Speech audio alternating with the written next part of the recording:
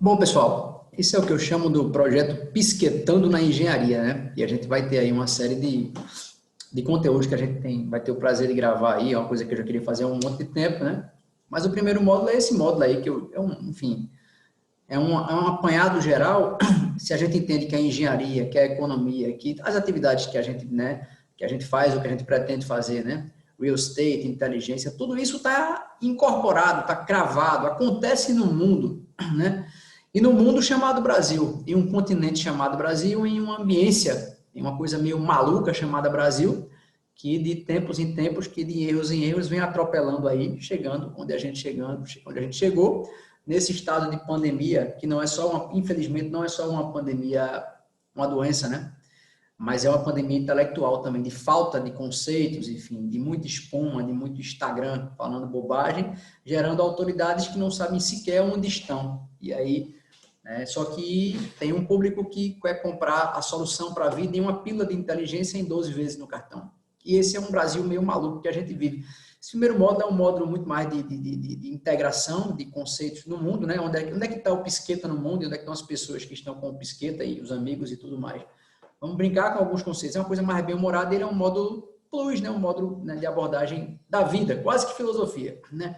Eu falo da curiosa trajetória tupiniquim da nossa tecnologia, né? Porque já que a gente está nessa disruptiva, né, forma de viver, peronomútil, colocando uma pitadinha de Macunaíma nessa discussão, onde a gente vai de um admirável mundo novo, lá do Aldous Huxley, até os homens de lata, que na verdade nós somos, quando a gente, né, quer traduzir tecnologia e não consegue sequer puxar o burrinho, né? Na verdade, eu acho que isso é um stand-up muito tupiniquim, muito nosso, e é por isso que eu brinco sempre com esses conceitos, que a gente precisa ser, talvez a nossa falta de seriedade, esse bom humor, como é que se diz o nome? Que é o jeito ter, porque se a gente não tivesse, a gente dava um tiro na boca, né? É o que fica como salvação. No final das contas, na sexta-feira, pode der o que der, eu acredito na rapaziada, né? E aquela gelada que vai resolver a parada. Vamos embora dar um pouco de um bom humor e coisa séria. Bom, quem conhece a gente, o Pisqueta, Léo Pisqueta, né? Léo Old School, sabe que para mim a vida imita a arte mesmo, a arte imita a vida, as coisas meio que se transpassam, né? Se transfundem, e eu acho legal, né? E aí tem uma brincadeira de cara quando o Oscar Wilde diz que, quer dizer, pelo menos é ele quem disse. É claro que eu peguei no Google Images, né? Mas então, só para falar um pouco de disrupção, que a disrupção tem essa coisa da fraude consentida, né?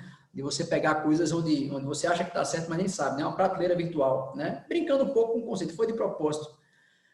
A vida imita a arte, e a arte imita a vida, ou enfim, muito mais do que a arte imita a vida. É aquele jargão que o nosso amigo Woody Allen supostamente também disse de que a vida não é exatamente isso, né? A vida não imita a arte.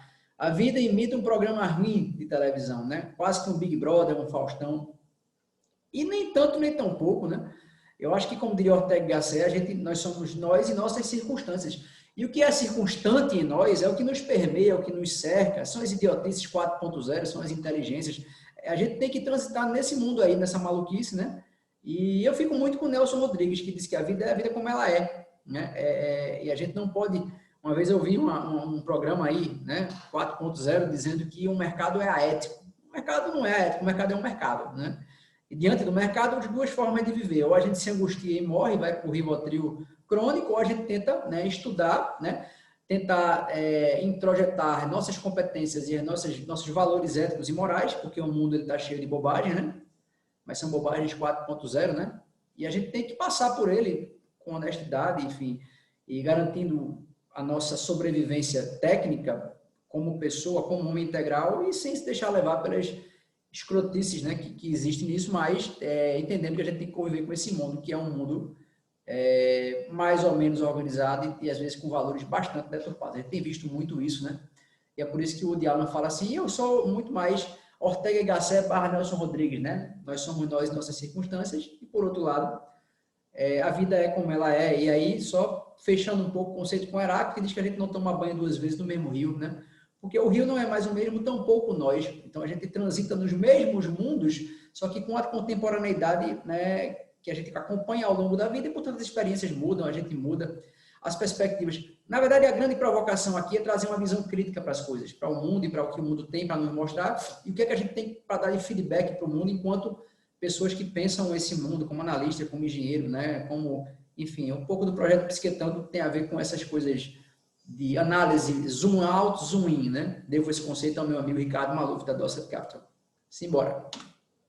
Bom, Nelson Rodrigues nos diz, né, que a vida é como ela é. E no Brasil ela é uma banana republic, né? A gente é meio Zé Carioca, né? E é por isso que eu acho que a gente, às vezes, não dá o tiro na boca, né? Você vê, isso aqui é um shopping center, né? Veja o que é o Brasil e o que é a nossa disrupção tecnológica, né? A gente, há um tempo atrás, a gente né, ia para o shopping e tinha um guichê com uma pessoa que dava um ticket, né? Claramente, aquilo se modificou disruptivamente, né? Para um robô que cospe um ticket, né? Só que como nós somos Brasil, nós somos Zé Carioca, né? Muitas vezes o guichê está quebrado. E o contrato de manutenção venceu.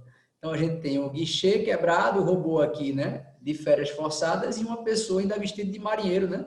Dando ticket, né? Isso acontece muito, todo mundo sabe por quê? Porque a gente, no fim do dia, como diz o Paulo, a gente é meio Zé Carioca mesmo, né? E a gente acha bacana, né? Então existe uma coisa da mais-valia. Então dá aquela conversa toda, né? Porque a nossa disrupção tecnológica ela é peronomútil, né? Não sei se vocês sabem, mas o ticket médio investido em startup e venture capital no Brasil é compatível com a Inglaterra. Só que como nós não somos compatíveis com a Inglaterra e ainda assim estamos sofrendo um problema de bônus demográfico, a gente já não está mais crescendo, a gente não está mais produzindo, a gente está produzindo, na verdade, são zumbis intelectuais, né? 4.0, né? Mas são analógicos. A gente está aí no encruzilhada porque a tecnologia que a gente tem para frente é uma tecnologia que vai muito mais forçar uma barra de substituir quem é incompetente e que não está estudando hoje, né? Porque isso aqui não é razoável, né? Você tem um contrato de manutenção vencido para uma tecnologia desse porte que criou um desemprego estrutural, né? E aí vem 3 conceitos, né? Uma coisa é o desemprego conjuntural, né? Eu perdi o emprego, mas vou me colocar amanhã numa outra oportunidade. Outra coisa é o estrutural. O que é o estrutural? É a tecnologia que acabou com aquela possibilidade de emprego. Exemplo disso, datilografia, né? Não existe mais, né? Não tem nem mais um digitador. Não se digita mais. É tudo na base, né, da tecnologia, da inteligência artificial. Então, isso é estrutural. Nesse caso aqui, seria um estrutural que virou conjuntural, porque o robô, de vez em quando, ele quebra, né? E aí a marinheira vem acudir aqui, né? Fazendo um apelo de que não há mares, não se faz bons marujos em mares calmos, né? Então, é uma coisa meio... É quase que ridículo, né? E disso a gente vive no Brasil. Em um Brasil que, repito, tem uns tickets médios de investimento em inovação compatíveis com a Inglaterra. Só que a Inglaterra é um pouco mais organizada. A gente ainda está tentando bolar a nossa revolução industrial 1.0, né? É a vida como ela é Zé Carioca, enfim, é o Brasil, né? E eu acredito na rapaziada. Bom, quando a gente fala que a vida imita a arte, é porque lá atrás a gente tem, né, o admirável mundo novo do Aldous Huxley, que diz lá que os cabeções, né, são os produtores operacionais, que os caras mais inteligentes, o macho alfa e tal, a fêmea beta, sei lá, para não ser muito, para não dizer depois que eu sou, não é? Eu estou cometendo feminicídio, alguma merda dessa aí, alguma getificação. Não, estou falando aqui porque é o livro do Aldous Huxley, vamos culpar ele, né? Ele falava disso, né, e que, enfim, disso aqui eu acho que alguém leu errado lá nos anos 50, 60, né? E a gente veio fazer, no capitalismo genial da gente, a substituição de importação. Ou seja, a gente deixou de trocar informação. Isso é verdade, tá? Não estou romanceando, não. Lá no Brasil, né, pós-golpe militar de 64, que muita gente festeja como sendo a grande salvação, a gente substituiu a importação. A gente fechou a economia, né? E aí a gente passou a entender que enquanto o mundo é burro, né, nós somos inteligentes. Então a gente vai substituir as importações, vamos perder as condições de trocar com o mundo, porque a gente aqui se basta, a gente cria a nossa tecnologia. Então vamos acabar com as relações com o mundo, né, e vamos nós fazermos os nossos grandes robôs de learning machine, né? Já nos anos 60, a substituição de importação foi claramente isso, aí beberam muito na Cepal, um monte de coisa lá, e aí o Aldous Huxley acho que se tremeu lá na tumba dele, na catacumba dele, porque não era exatamente isso, né, que ia acontecer, mas a gente, e aí, hoje em dia ainda né, se faz uma vibração, porque os militares os militares contrapuseram os comunistas, mas também virou uma ditadura muito assim, autofágica e muito autista, né, é o autismo intelectual que não escuta ninguém, é alguma coisa parecida com hoje, né, até porque eram militares também, então a gente fez essa grande sacada disruptiva, né, e aí, né, a gente queria, né, para a grande sacada tecnológica 4.0, né, que ainda era um tarô intelectual, acabou virando o mágico de Oz, né? Por quê? Porque a gente A gente, na verdade, ó, ia chegar aqui nesse grande robô, né, disruptivo, e acho que a gente não chegou nem no momento de lata, né? A gente não conseguiu achar, ao longo da vida, a gente está aqui hoje, né? E a gente não achou o pote de ouro ao longo do arco-íris, né? Então, isso virou uma grande brincadeira, né? Decrescente, né? A gente podia até crescer aqui para uma relação um pouco mais estruturada com o mundo, e a gente preferiu cair no conto de fadas da Dorothy e do Homem de Lata, né? E aí, infelizmente, isso foi metrificado muito bem. O ISPE é só um exemplo, né? O estudo é esse aqui, eu faço questão de publicar porque está aqui, né? É um artigo que nem é novo, né? De instituição muito séria de São Paulo, né? Que traduz o nosso bom humor em angústia econômica, né? Quando a gente fala de produtividade no Brasil, que a gente diz que é muito mais, a tecnologia está acelerando muito mais porque a gente não é competente para produzir, né? E aí, né, é o que o Silvio Meira diz, a gente acaba tendo que fazer gambiarra tecnológica, porque a gente não consegue sequer fazer isso com seriedade, né? A gente está no nível de produtividade, para quem não sabe, né, que há 25, 30 anos está estagnada a produtividade da gente, a gente não consegue crescer, porque não temos capital humano, não treinamos capital humano de forma séria, né? Você pega o Brasil nos anos 80, né, nessa discussão toda aqui, substituição de importação, tivemos uma nova chance de discutir isso aqui nos anos 80, quando o Brasil, né, fez um grande trabalho aí em conjunto, e naquela época, né, tanto o Brasil como a Coreia do Sul, nós tínhamos uma produtividade aí, se não me falha a memória, nós éramos equivalentes a 25% de um americano, né? Para cada americano era um brasileiro, né? Para cada um americano eram 4 brasileiros, assim como a Coreia do Sul.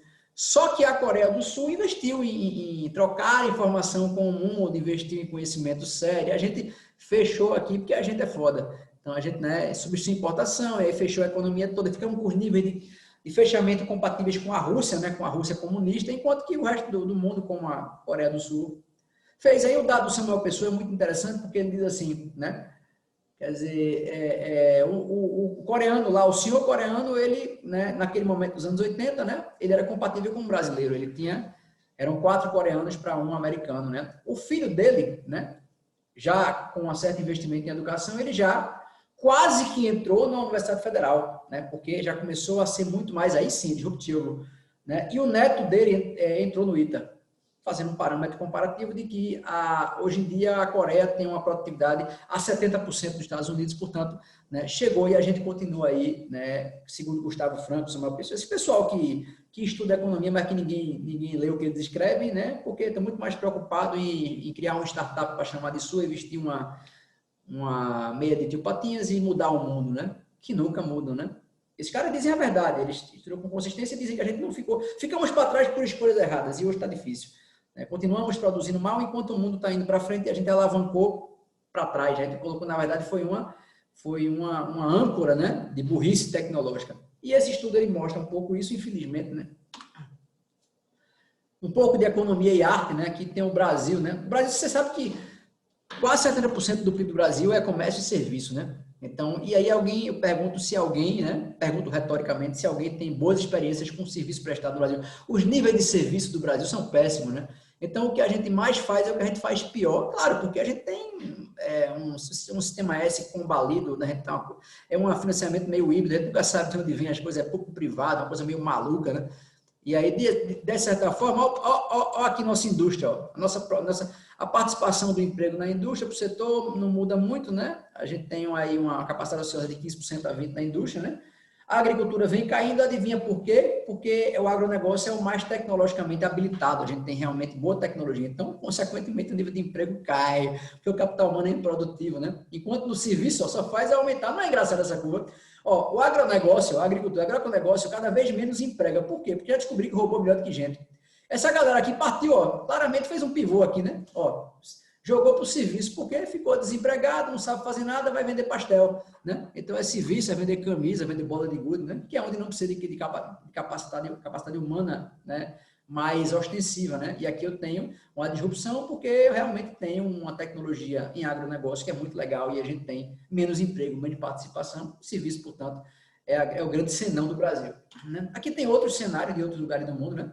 Você vê, nos Estados Unidos é um pouco diferente, né? Então você tem aqui, né? Só pegando aqui, ó, serviço, ó, tá vendo? Participação é maior porque, né, eles fazem com mais competência. O Chile aqui, que muita gente critica, tá na frente também, né? E o México, porque é mais a nossa cara, né? enfim, parece um pouco conosco também, enfim, e Coreia do Sul, né? Aqui, ó, tá vendo? Cai até muito mais, né? Você cai até muito mais a participação na agricultura, né? Você tem uma certa estabilidade, enfim, a gente tá realmente meio maluco nessa história toda. Bom, produtividade de cada setor por milhares de dólares, né? É uma metrificação um pouco mais monetária, né? Aqui tem uma primeira coisa importante, né? Onde a gente tem aqui o serviço, ó, tá vendo o serviço, ó? Quer dizer, você tem aqui, ó, aqui você tem aqui, a partir de 60, você tem aqui a substituição de importação, né? Então, aqui você tem um gap de produtividade, porque todo mundo produzindo para dentro, né? Então, nominalmente, né? A gente foi muito bacana, né? Aí você tem aquela inflação maluca que estoura nos anos 80 por conta disso, ó. Porque a gente cresceu, porque era o mercado interno, não competíamos com ninguém, crescemos nominalmente. Gerou uma puta inflação aqui, né? E essa inflação nos anos, ó, aqui, ó, é década perdida, né? Anos 80, o serviço cai bastante, porque somos improdutivos, somos incompetentes, não somos treinados.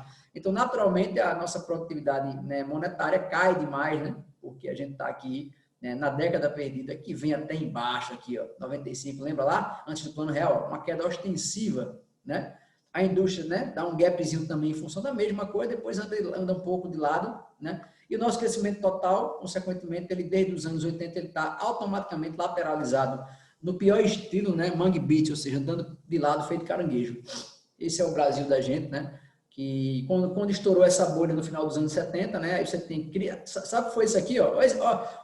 Sabe o que é isso aqui? Anos 80, crise do petróleo, né? Então, aquele crescimento nominal do Brasil, quer dizer, inflado por inflação e por substituição de importação, ele estoura a bolha porque o insumo dólar, né? O insumo petróleo pipoca, né? Então, você tem as cadeias de abastecimento todas comprometidas, a gente entra numa crise ostensiva que o gráfico demonstra, serviço, né? Indústria também não, o geral mesmo. Então, a gente é impactado por isso aqui, dado que, apesar de não trocarmos com o mundo troca com a gente não pode, né, negar isso, né? E aí temos outro nível tecnológico, consequentemente a crise do petróleo se estabeleceu naquela época, pipocou com tudo, formou um preço mal para a gente já estava inflacionado mesmo, quebramos, entramos em moratória e vem o FMI resolver essa parada, né? E aí é mais do mesmo, né? Feliz ano velho, como diria Marcelo Rubens. Por que feliz ano velho? Porque aqui, daqui para cá não mudou porra nenhuma, né? Então todo ano é o mesmo ano, né? Marcelo Rubens estava certo. Bom, aqui um pouco de outras curvas, né? E aí, perceba que as curvas são todas ascendentes, né? A do Brasil anda de lado, um pouco como o México, né? México, um amigo nosso, né? E aqui o resto da galera, embora o Chile seja um coitadinho para nós, ele está um pouco melhor, né? Os Estados Unidos ostensivo em tudo, Coreia do Sul também, né? Então, mostra que realmente a gente ficou para trás, né? Decidimos mal lá atrás, né? Aqui, ó, um históricozinho de 65, né? Daquele ano bacana, né? Onde houve aquele golpe militar que salvou o Brasil, né? A decomposição da produtividade até os anos 80, claro que é maior no Brasil, porque foi absolutamente nominalizada, né? A gente teve a inflação absurda e aí gerou uma série de problemas, né? Sempre, claramente, né, eivado de muita subjetividade, principalmente quando a gente entra nos anos 80, essa bolha, ela contrai e automaticamente a vida como ela se estabelece, a gente entra numa crise muito pesada, que é exatamente a partir desse pivô aqui dos anos 80, onde a crise do petróleo, que aí mostra que o mundo é globalizado, embora muitos não queiram, como Luiz Gonzaga Beluso, né, que é um grande gênio, mas nesse ponto ele comete um senão, né, e o mundo, né, não é tão maléfico. Isso é um mercado como ele é, o mercado é assim, né? Quem não for eficiente fica para trás. O Brasil ficou a 4 brasileiros de um americano, enquanto a Coreia do Sul, até por conta dessas curvas todas, né, chegou a 70% de um americano. Produtividade, né? Ó, aqui, ó. Aí os anos 80, bacana o Brasil aqui, ó, tá vendo? Enquanto a Coreia está pipocada, né? Aqui, ó, efeito tecnológico, estrutural, o Brasil aqui negativado, né? Não é só negativado no banco, mas é negativado na produtividade, tanto na questão estrutural quanto na questão tecnológica. O Brasil realmente é uma piada a partir dos anos 80 e é uma piada inevitável, uma piada de salão ruim, porque a gente abriu mão lá atrás, né? Quando os militares disruptivamente fecharam o Brasil e não quiseram mais trocar com o mundo, e nos anos 80 reafirmaram isso porque nós somos foda, nós somos uma potência, e aí o gráfico realmente mostra isso, né? Bom, 90 a 10 mil, né? Continuamos aqui empancados, né? Nessa âncora tecnológica disruptiva idiota que a gente criou, e o Chile está lá, e a Coreia está lá. Os Estados Unidos não cresce muito, por quê? Porque a economia é estabilizada já, né? Não tem mais é só incremental. Eles já estão aí trabalhando com a taxa de juros a 0,5%, né? Não tem mais necessidade de incremento de parque tecnológico, né? É uma coisa muito mais de céu de brigadeiro, isso é totalmente aceitável, só cresce muito quem está com V0 muito lá embaixo, né? Aqui já tem um V0 muito alto, então não precisa disso, né? Não precisamos nos chocar com essa informação, certo? E aqui, né, fazendo o resumo da hora, de 65 a 2010, o Brasil realmente, né, bacana, né? Estamos aí muito bacana, pegando um vácuo, né? Que nem existe mais, ficamos muito para trás. E agora é pagar o preço dessa grande bananada que fizemos no Brasil. Por isso que eu chamo de banana república, né? Tomamos duas decisões erradas, né? Substituímos mal lá a importação, né? Jogamos os comunistas de lado como devíamos ter jogado, mas não somos exatamente bons militares nisso também, e aí os anos 70 foi um ano de inflar, né? A lá Eike Batista mesmo, inflacionamos o crescimento 50 anos em 5, lembra disso? Né? E com inflação e com uma disrupção interna que quando o mercado de fora deu as caras, né? Com o choque de petróleo, a gente acabou, né? Mais uma vez, só voltando para acompanhar, né? Tá aqui, né? O pivô dos anos 80 quebrou tudo, né? E aí a gente vai para as consequências eternas, que foram um pouco mitigadas, é claro, com o plano real, mas que, infelizmente, a gente, né, tá jogando tudo fora, né? Aqui um pouco de Brasil, né? Realmente, nós somos muito, né? Padrão da porra, né? Padrão bacana, tá vendo? Nada de novo, né? Tudo certo, bacana, né? E a gente tem a Coreia, né? Sempre em níveis bem mais altos, bem mais, também bem comportados, ganhando aqui a sua curva de maturidade, né? Enquanto a gente está aqui realmente em um outro nível de curva de imaturidade, né? Esse é o Brasil que a gente tem, né? Brasil, né? É um pouquinho de Brasil aí, né? Realmente é um pouquinho, né? Nada demais, né? Simbora. Né? A produtividade da gente aqui, né? A gente está sempre aí, né? Indústria extrativa, notadamente a gente espera realmente que tenha mais produtividade, né? Nós somos o país da enxada, né? Da enxada digital, né? E a atividade imobiliária, que é aquele boom da construção civil, só para fazer um parênteses aqui no nosso mercado, a Cibic, né? Tal, a gente tem aí realmente incorporadores disruptivos, né? Que são geniais, né? Principalmente quando discutem norma de desempenho e outras bobagens dessas aí, que realmente eles disruptam para o lado deles. Né? Do resto aqui é mais do mesmo e enfim, nada de novo no front, né? E aí, disso em isso, né? Eles vão construindo cenários autorrealizáveis e a gente vai, né, comendo essa pala, não é isso? Bom, um pouco mais do mesmo, né, dos setores aí, quebrando um pouco mais, nada demais, a gente já viveu isso. A gente vive de bolhas, né? O real estate são ciclos, e aí a literatura chama isso pra gente, né? Só que são ciclos que tem que ser, né, mais estáveis. A gente está num ciclo de disrupção negativa aí. É isso, né? Aqui, ó. A bolha imobiliária foi um pouco disso. Aqui é um gráfico de IVV daqui do Recife, né? Eu plotei esses dados reais, né? Você veja que o IVV está muito bem estruturado. Isso aqui, na verdade, é a bolha. Veja que é de 9 a 13, né? Então, essa bolha aqui não é real. A gente tem níveis de IVV muito mais baixos, né? Então, aqui você tem queima de estoque, super oferta, hyper supply, né? Então, aqui você tem essa análise tem que ser extraída do gráfico, né? Na verdade, a estruturação de 4 a 19 está muito aqui mais embaixo, né? Então, aqui você tem análises muito mais bem comportadas e muito mais previsíveis, só que muita gente entrou nessa parada aqui em cima da bolha, investindo alopradamente em coisas que não iam acontecer, porque depois as absorções de mercado iam cair em função das velocidades que também caíram para esse nível mais comportado. Né? Isso aqui é o mercado imobiliário da gente aqui, só para entender que a gente tem que olhar um pouco para trás para olhar para frente e, assim, as análises têm que ser, né, assim, olhando do meio para o diametralmente para um lado e para o outro, tentando entender que nossa história, muitas vezes, se repete e algumas vezes incrementa para um lado ou para o outro, mas a gente não pode ser base zero. A gente tem que fazer análises não tão disruptivas assim, porque no final das contas, quando a gente chama de disrupção para pagar essa conta, ela não paga. Porque, na verdade, ela apenas uma meia de tio Patinhas e um cabelo grande, né? Falando palavra bonita de Scrum a Kanban, né? Mas, na verdade, não lhe entrega porra nenhuma, né? Assim, pelo menos não de forma séria.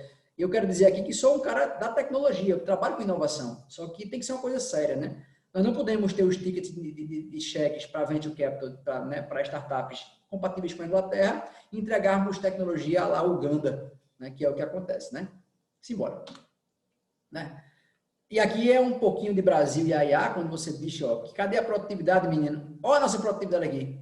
Né? Mas os nossos salários estão aqui. Então, sabe o que é isso? Isso é inflação. Né? A gente produz a mesma coisa, ou seja, nosso estoque de produção é o mesmo, mas nossa capacidade nominal de compra é maior. Então, se eu tenho 10 cocos a 10 reais, é R$1 o coco. Se eu tenho 10 cocos a 20 reais, é R$2 o coco. Uma economia de dinheiro e coco. Então, a gente tem inflação por falta de produtividade, tá vendo? Fácil de entender na economia dos corpos, né? Quem quiser entender um pouco melhor isso, vai no YouTube ou na internet e vê lá a economia de Robson Crusoe. Isso é um paradigma da microeconomia que é muito legal para entender a economia dos corpos, né? Então, é mais ou menos isso. Quando a gente não produz e a gente ganha mais, os dissídios coletivos para a construção civil são isso, né? A gente tem carpinteiros produtivos como há 10 anos, mas temos dissídios maiores. Consequentemente, a gente tem o custo de mão de obra cada vez maior com relação ao custo direto total, né? E aí o CBIC tem uma curva que mostra esse cruzamento, né? Cada vez menos o material importa, cada vez mais a mão de obra importa, e aí nesse caso aí a improdutividade joga um custo para dentro dos preços unitários que está começando a ficar incompatível, né? Então por isso que as empresas hoje estão tendo que investir em tecnologia, porque não há mais espaço para desperdício como havia antes, a mão de obra era muito barata. Percebe que existe um dark speed por trás disso, né? Que é preciso olhar um pouco mais, de zoom in, zoom out, né? Para entender que, na verdade, a gente está substituindo gente por tecnologia porque nós não tivemos competência para treinar as pessoas. E aí o discurso bonito é startup, tecnologia, entendeu? Não, a gente é que não tem competência para treinar as pessoas e vamos terceirizar esse negócio com um robozinho, com a projeção de argamassa, essa merda que chamam de tecnologia, né? E aí é por isso, né? É o dark speed do sofisma. A gente está aqui no 4.0 mesmo, né? A gente acha que tecnologia é argamassa estabilizada, né? Que tem um módulo de elasticidade, né? Altíssimo, né? Então, consequentemente, ela fissura antes de deformar, isso é ruim. A gente não sabe as interações entre aditivos e cimento, né? Enfim, a gente não conhece muito bem, mas a gente acha bacana porque dá produtividade, né? Dá produtividade, por quê? Porque a mão de obra é cara. Só que o desempenho pós-obra, lembra disso que a gente falou, né? Aquela coisa do desempenho, no final do dia, como um grande amigo meu falou, não é bom. E se não é bom, mas já passou, eu sou incorporador 5-anista. Então, depois de 5 anos, a gente vê, judicializa, tal, tem uma perícia bacana e fica por isso mesmo, entendeu? Só dando só spoiler do que eu acho, porque é o sofisma da tecnologia. Vamos criar uma tecnologia 5-anista, que nos garanta a garantia, durabilidade. Essa merda a gente bota na norma de desempenho, depois a gente discute, vira perícia e tal, entendeu? Então, a norma de desempenho está lá, ela prevê essas coisas, os condomínios também não fazem a parte deles, o incorporador sabe disso, né? Muito bacana que ele é. Então, faz a obra 5-anista, né? E aí, depois disso, é uma briga eterna, porque a tecnologia serviu ao seu mestre que mandou, entendeu? Eu estou sendo muito, muito ácido, mas é isso mesmo que eu acho. Não posso negar. O projeto aqui é meu, eu falo o que eu quiser, né? E é por isso, né, que a gente tem, né? Aí é muito bacana isso, né, véio? Legal, né? Olha, toda tecnologia de base cimentícia tem curva de aprendizagem, né? Então, a alvenaria assentada com argamassa, com, né, revestimento cerâmico, revestimento argamassado, né, os rejuntes, né, as fundações, tudo isso tem curva de aprendizagem. A curva do cimento, né, e para teores diferentes, para elementos estruturais, não estruturais, isso tudo tem curva de aprendizagem, de maturidade, tem que curar e tal. Então, isso tem conceitos de maturidade de performance de sistemas que estão aderidos e têm que ser pensados assim, né? Consequentemente, a norma de desempenho fala disso até a penúltima página, mas não fala das integrações, né? E aí vem as fissuras, mas está todo mundo no seu sistema construtivo, no seu quadrado normativo, que não conversa um com o outro. O que acontece? As cerâmicas de fachada caem e a culpa é da manutenção do condomínio, entendeu? Bacana, não? É isso, a conversa é bacana. Simbora, não vamos dar muito spoiler, não. Aí a vida como ela é, tá vendo aqui? Ó? A vida como ela é assim. Isso aqui trazendo um pouco para a nossa engenharia, né? Isso aqui eu coloco muito em palestra essa imagem, porque eu acho legal. Né? Isso aqui é um piso, placa de concreto, né? Você veja, daqui para dentro, né? É o módulo principal da edificação, onde tem a projeção tipo. Para fora você tem rampa de garagem e tal, é o módulo atípico. Foi o que ele fez, o engenheiro disruptivo lá, 4.0, né? Perceba que essas obras, geralmente, né, o módulo principal é construído primeiro, né, e a saia da obra, que é o módulo atípico, é feito depois. Por quê? Porque se fizer assim, ele fez tudo de uma vez, fez logo a laje toda, atípica e típica. Claro que o módulo principal vai recalcar mais, né, isso não tem o que fazer, porque o peso é maior, a geotecnia não muda muito e tal. Acontece essa disrupção aí que o cara achou bacana botar no project, mas na vida prática, né, você lembra que a gente fala que papel aceita tudo, né? Aí sim foi disruptivo, né? Rompeu pra cacete. Né? Por quê? Porque o cara não pensou, aí faltou conhecimento técnico, né? Que, veja, aí sim, a falta de conhecimento técnico, esse é disruptivo, viu? Porque ele rompe piso, ele rompe manta, ele rompe a puta que pariu, né? Então, perceba que o que realmente aqui foi disruptivo foi a disrupção ao contrário, da falta de conhecimento, e isso aqui eu quero dizer que no Instagram, a turma fica ali e tal, e não diz muita coisa não, viu? Vai dizer que foi o Rejante. Simbora. Mais um pouco do mesmo, né? Aqui, naturalmente, você tem aqui né? O Bonitão 4.0 ali não contratou o projeto de viabilização, que é para ser contratado desde 2003, né? Ele não contratou, o arremate deu errado, né? Naturalmente aqui eu tenho uma manta por trás que não está arrematada. Antes de 4 anos jogou a cerâmica para fora porque os sistemas conversam. E às vezes eles discutem, eles brigam, né? Percebe que isso é razoável, né? Só que o Bonitão 4.0 achou que não. Aí, né? Aquela história, né? Vamos judicializar e tal, né? E aí deu isso, né? A vida como ela é, quando a gente não faz a coisa certa, naturalmente, enfim, é aquela coisa, né? De pneumonia, a manifestação patológica de prédio, quando você não cuida de você nem do prédio, acontece. E é só um pouquinho de Brasil, né? Infelizmente é isso, né? E aí acontece, mas aí você sempre tem, viu? Você vai para o startup e acaba, olha, mas eu resolvo, pô. Resolvo, a tecnologia nova, ela é disruptiva, tá certo? E eu vou resolver sua bronca aí, vai ser uma coisa bacana, Kanban com Scrum, com método ágil, vou trazer um pouco aí de Sócrates também, para brincar com Aristóteles, e vou arrumar uma coisa bacana para você.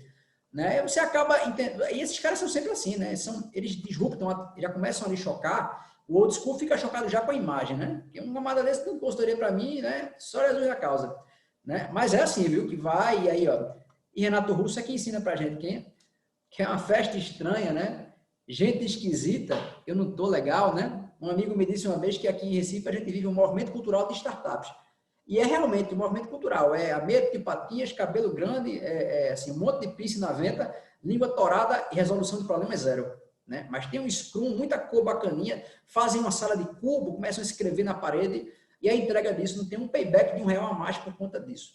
Mas a sinergia, né? Bacana, né? Não acontece nada.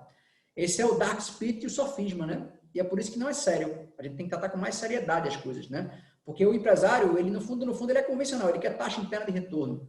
No segundo mês que ele vê que o cabeludo ali não fez porra nenhuma por ele, um abraço, cabeludo, vou voltar aqui para meu contador de 90 anos. Infelizmente, que também não é a solução. A gente tem que alavancar a consistência no investimento em startup, né? A gente não pode ficar nessa brincadeira de mau gosto, né? Que virou um movimento cultural. Exatamente. Quando você escuta muito Cinco Sais, que é muito legal e eu gosto também, mas na hora de entregar resultado para um empresário, a gente entrega, na verdade, é uma piada de mau gosto, né? Mas aí bacana, né? Aí entra naquela história da Blitz, né?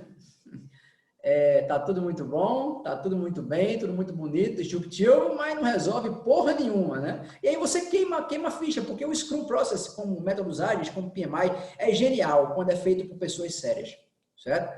E aí me lembra muito aquela música, né, de Cássia Eller, que mudaram as estações, nada mudou, né? Eu sei que alguma coisa aconteceu, tá tudo assim, tão diferente, mas não aconteceu para melhor, foi para pior, né? Aí é foda, né, bicho? Bom, e mais do mesmo, né? A gente tem uma série de pegadas interessantes, né? E aí a tecnologia on the rocks, né? Ou seja, né? Você é muito bem comportado, muito elegante pra cacete, tem gráfico bacana, né? Mas no final é blitz, né? Tudo muito bom, tudo muito bem, mas realmente, né? Já é a lá chacrinha, né? É o famoso dark speech, né? Que aí, na verdade, o que acontece é que a gente está criando tecnologia para tecnologista, né? Ou seja, não se resolve porra nenhuma, porque é quase que inacessível, né? É feito música de câmara, né? Que ninguém gosta, mas só os grandes Beethovens é que gostam, ou seja, quase ninguém, né? Porque é tão genial que não tem acesso a ninguém na vida, né? Então, a gente está meio que num processo de desenvolvimento tecnológico autista, né? Que ninguém entende ninguém, ninguém fala com ninguém, mas todo mundo tem a sua startup disruptiva para chamar de sua, que na verdade é um divã para suas angústias, já que você não é aceito por ninguém e você sabe que você é o Steve Jobs do Nordeste, só que ninguém entendeu isso ainda. Então, o mundo lhe deve clemência, entendeu? É um pouco disso que o movimento cultural startup funciona. Né? Tem muita coisa séria, mas tem muito mais coisa não séria, né? Piada de mau gosto, né? E esse é a ambiência que o Brasil vive, né? No final, né? A gente ainda é os mesmos e vivemos como nossos pais, né? As startups têm uma pegada meio Macunaíma de anti-herói, né? Que, na verdade, acaba virando um problema porque você não resolve o problema, paga caro por isso, o problema fica com um prazo menor de solução e com a capacidade de resolver menor, né? Nada de novo no front, né? Somos Zé Cariocas, né? E a gente tem que revisitar realmente o Sérgio Buarque de Holanda, nessa grande confusão chamada Brasil, quando ele diz que o homem cordial é esse homem que na sexta-feira, apesar de tudo, né? Vamos tomar aquela cerveja gelada e acreditar na rapaziada, né? Esse é o Brasil, é uma jabuticaba, não dá para, assim, algoritmo pronto não resolve, não tem liberalismo pré-fabricado, nem tem conservadorismo, também não tem socialismo de proveito, nem tem esquerda caviar. O que existe é um Brasil que vai do Rio Grande do Sul ao Pará, e são o mesmo Brasil, o mesmo pacto federativo para Brasis completamente distintos, né? Com metodologias, economias, perfil de consumo, colonização, cor dos olhos, forma de pensar a vida, extrato social, ticket médio, PIB per capita, IDH, índice de Gini, percebe? São Brasis diferentes, né? É diferente do Uruguai, né? Que o Mujica pode cruzar com o fusquinha dele em 4 horas de carro. O Brasil não é assim. O Brasil é o Brasil do interior do sertão, onde a única coisa que chega são duas. Apesar da disrupção toda, o que chega é Bolsa Família de Dilma e o que chega é emergencial de Bolsonaro. Então, de Bolsonaro a Dilma, o que chega no Brasil, nos rincões do Brasil, é o que resta, na verdade, para o povo, que é água, comer e tentar sobreviver diante dessa parafernália tecnológica, que na verdade é uma gambiarra, né? Que não significa nada por enquanto. E é por isso que a gente não é sério, né? A gente achar que vai liberalizar, abre o mercado, né? E vai resolver. Não, a gente vai quebrar o mercado, porque nós somos muito incompetentes, né? Disruptivamente incompetentes conosco mesmo, por decisões erradas, que foi lá da suspensão de importação, depois nos anos 80 achamos que a Coreia era muito burra, porque tem o olho puxado, né? E a gente é genial, e aí estamos aí, né? Juntando os cacos de um Brasil que para frente, tomara que recomece, que retome, né? Porque até o Plano Real, que foi o único estágio de lucidez que a gente teve, está sendo carcomido por um monte de bobagem sendo feita aí, 4.0, né? Nessa perspectiva cloroquinizada de ver a vida, só para ser um pouco mais disruptivo. Né? No final do dia, né, eu vejo o futuro repetir o passado, né? Caso eu já dizia isso, né? Um museu de grandes novidades, a gente acaba vendo que o tempo não para, né? E é como se fosse um déjà vu mesmo, né? Uma breve história no tempo do Stephen Hawking, né? Enfim, é muita coisa, a vida realmente limita a arte, né? E aí, no final das contas, a gente olha para tudo isso, é tudo muito bonito, o Léo tá fazendo uma explanação engraçada, né? Mas e aí, né? Tá tudo muito bem, tá tudo muito bom, mas quem estava sempre levando mesquita, né? Quando a gente olha para o Brasil e diz, você não soube me amar, né? E eu quero te amar, eu quero ficar na minha nação, eu quero ser brasileiro, eu acredito na rapaziada, mas o que é que eu faço diante disso com um salário mínimo que a Constituição diz que tem que prover educação, lazer, quer dizer, saúde, um monte de coisa, mas não dá para comprar nem o pão em 1 quilo de feijão que está, esse sim, disruptivo, né? Esse é o Brasil Iaiá, né? Bom, só para ilustrar o que é o Brasil, onde a gente não consegue, quer dizer, o problema do Brasil não é nada disso, né? Porque eu disse, isso aqui tudo se resolve. Agora, o paradigma da barra de cereais é foda. Porque, veja se a gente tem jeito, né? Essa barra de cereal é um composto de trigo com chocolate, material in natura com material industrializado, né? Então, reparem um paradigma para a gente entender o que é o Brasil. O Brasil que não resolve nada, resolveu ser muito complexo no seu sistema tributário, no Pacto Federativo e num monte de coisa aí. Então, perceba, olha, eu quero entender como é que se tributa uma barra de cereais, certo? Isso eu aprendi com o Marco Lisboa, num grande evento que ele participou lá. Pronto, aqui eu fui buscar, né? O parecer da Receita Federal, isso está na internet, né? Onde ele fala, também não. A mercadoria é uma barra de cereais de coco com biscoito, sabor chocolate. Eu quero que vocês entendam quanto é a tributação, repare. Tá vendo? Leiam isso aí e vejam se vocês conseguem entender como é que se tributa uma barra de cereal. Certo? Barra de cereal, que a gente passa lá no posto de gasolina e compra, tá? E aí, assim, se a gente tem tantos problemas de disrupção, né, e a gente não consegue entender como é que se tributa uma barra de cereal, a gente está morto, né? Entre Dilma Rousseff, Aécio Neves e Eduardo Campos, né, enfim, soluções de todas as matrizes ideológicas, né, a gente está morto, né, nessa história aí, porque, na verdade, o que acontece é que entre barras de cereais, carnaval, Banana Republic, né? E Pão e Circo, né? Tudo fica bom quando acontece o carnaval, o Pão e Circo 4.0, que os próprios militares ensinaram a gente, né? Não, pô, a gente ganha a Copa de 70, bota um carnaval bacana na Sapucaí, isso sim é disruptivo, porque o povo se anestesia um pouco, né? Muito naquela história do vai passar do Chico Buarque, que é um petista, né? Mas que, como a vida imita a arte, a gente tem que ter, assim, liberdade intelectual para beber das fontes todas, né? E dizer e ver que a gente continua assim, né? Vivendo um Pão e Circo 4.0 disruptivo, né? O carnaval modifica as pessoas, a gente começa a ficar feliz de novo, né? E eu acredito na rapaziada, né? Enquanto isso, a gente não consegue entender como é que funciona a barra de cereal e tampouco como funciona o Brasil. Somos, portanto, Carmen Mirandas, em busca da banana perfeita, né? É isso. Diante disso tudo, a gente precisa entender, e o projeto Psiquetando esse bom humor, assim, crônico, porém ácido, né? Que tem a intenção de ser essa metamorfose ambulante e não ter aquela velha opinião formada sobre tudo, né? Porque senão a gente acaba se perdendo nos common sense, né? Nos sensos comuns das coisas da vida e achando que está tudo muito bom e que a gente não deve se angustiar porque vai ter sempre um arroba descomplicando alguma coisa no Instagram que em 12 vezes no cartão de 150 conto eu vou resolver a minha vida, né?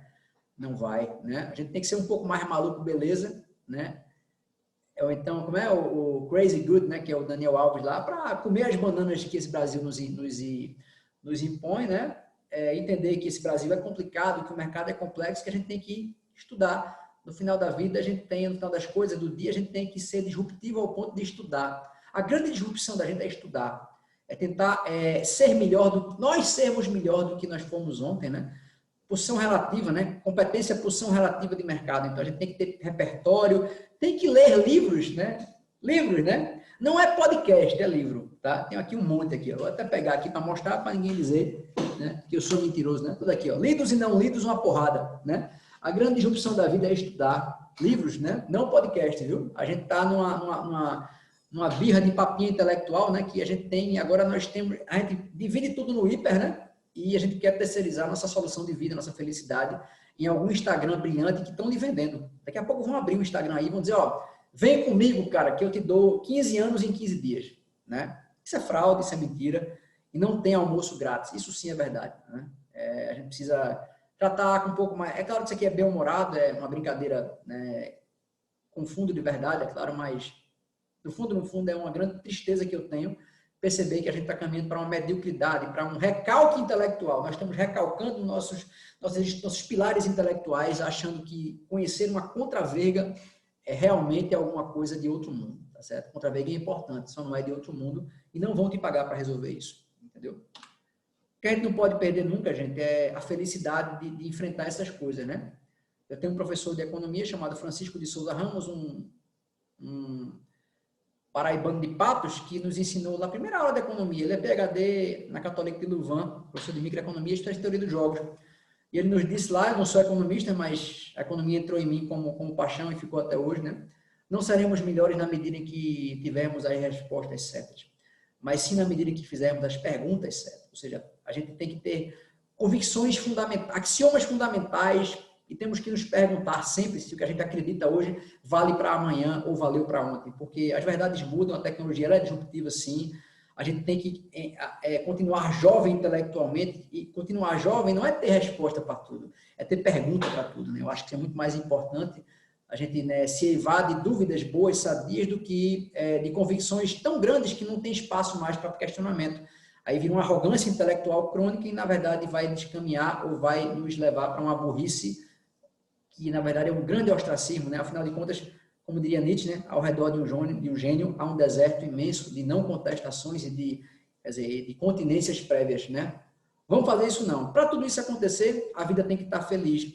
E essa moça que está aí atrás é o grande motivo da minha felicidade, da minha vida e da minha salvação, né? Se não fosse ela, talvez eu nem estivesse tão feliz em estar aqui, talvez nem estivesse aqui.